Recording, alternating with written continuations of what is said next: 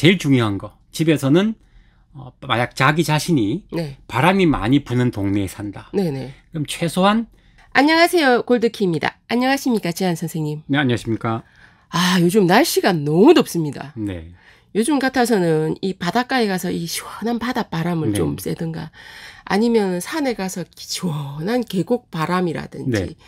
정말 바람이 필요할 때인데 네. 선생님께서 예전에 이 풍수 감정을 나가셨을 때 너무나 과한 바람은 좋지 않다. 네. 이렇게 말씀하시지 않았습니까? 네. 네. 그래서 오늘은 그 풍수와 네. 바람, 네. 네, 뭐 이런 거에 대해서 좀. 바닷바람, 산바람 너무 많이 맞으면 입 돌아가고요.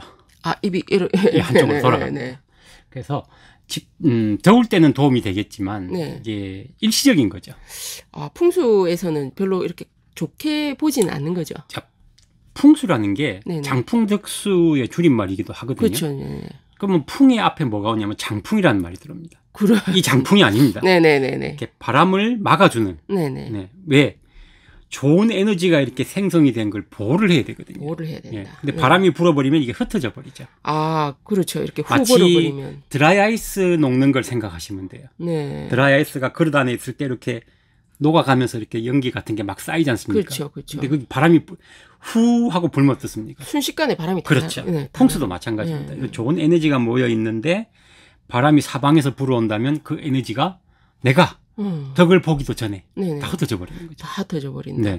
그러면 보통 이 바닷가에 가면은 이렇게 상가들이 카페, 네. 이쁜 카페라든지 이런 게 많지 않습니까? 네. 그러면 그거는 좀 나쁘다고 봐야 될지. 좋다고 봐야 될지. 첫째는 네네. 카페가 뭐 계곡에 있든 네. 바다에 있든 네. 거기서 잠을 자는 주인은 많지는 않을 거예요. 그러면은 뭐 이렇게 가게나 뭐 상가로서는 괜찮지만은 네. 이렇게 우리가 뭐 잠을 잔다든지 주거용으로는 별로 주거 좋지 않다. 겸용한 네네네. 상업을 한다면 네. 장사를 하기에 편하죠. 네, 그렇죠. 가깝고 일찍 문 열기도 좋고. 네네. 그렇지만 한 가지 문제점이 방금도 말씀드렸지만 좋은 에너지를 취하지를 못합니다. 좋은 에너지를. 장사 잘하고 망하는 집도 있고, 네. 장사 잘하지만 사건 사고가 많아서 영업이익에서 오히려 손해 네네. 가나는 경우도 있고 그렇습니다. 그러면 가게 같은 경우는 괜찮습니까? 그런 쪽에 바람이 좀 많이 부는 쪽에 순수하게 가게 용도는 괜찮죠. 괜찮습니까? 네. 근데 이제 이게 바람이라는 게 네. 계절의 영향을 많이 받거든요. 맞습니다. 한겨울에 바람이 많이 불면 네. 안 오죠.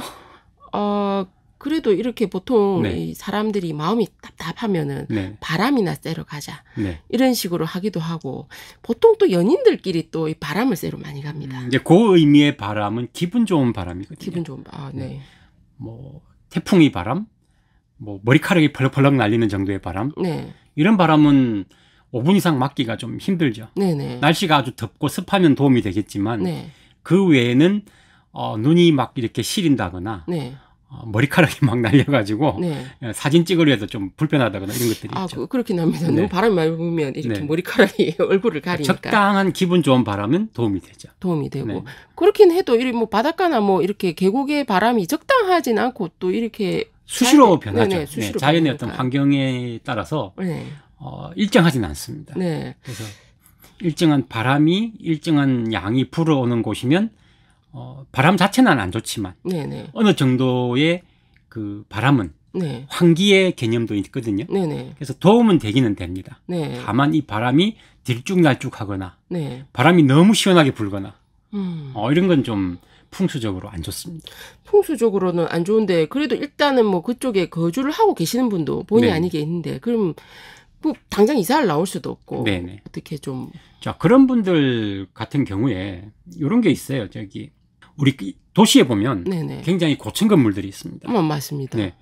과거에는 그렇게 바람이 많이 불면 고층 건물에 살 수가 없어요. 네네. 근데 건축 기술이 상당히 좋아졌습니다. 그렇죠. 그래서 하다못해 광고에도 보면 창문 하나 닫으면 태풍이 바깥에서 몰아쳐도 모르는 경우들이 있거든요. 네네네. 그래서 제일 좋기는 그런 바람의 영향을 안 받으면 좋지만 네네. 어쩔 수 없다라고 했을 때 최소한 그런 집안의 어떤 뭐라 그럴까 창문이나 이런 밀폐를 통해 가지고 네네. 바람 양을 좀 조절할 수는 있죠.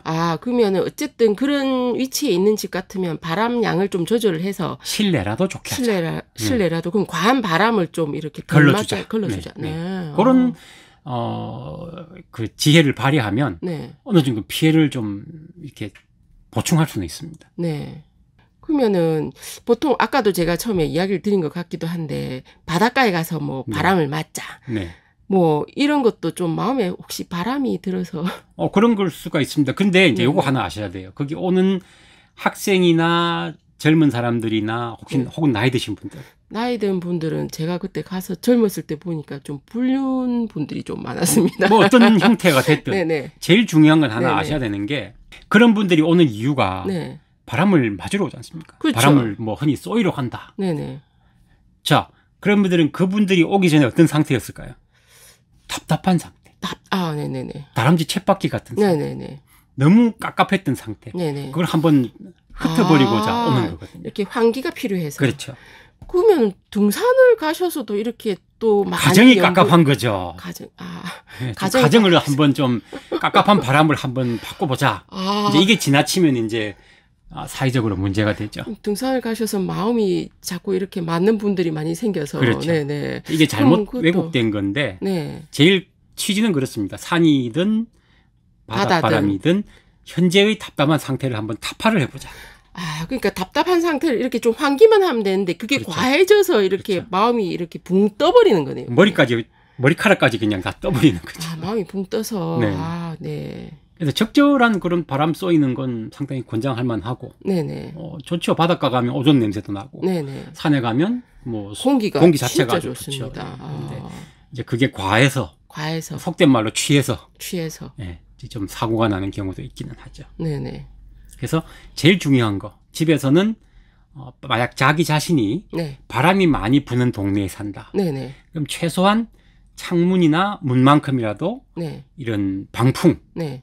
좀 확실히 하자. 방풍은 확실히 하자. 그러면 바람으로 인한 손재, 재물을 잃는 거죠, 그죠? 네네. 그 다음에 바람이 우리 들면 어떻습니까? 우리 표현 중에 바람이 들었다. 네.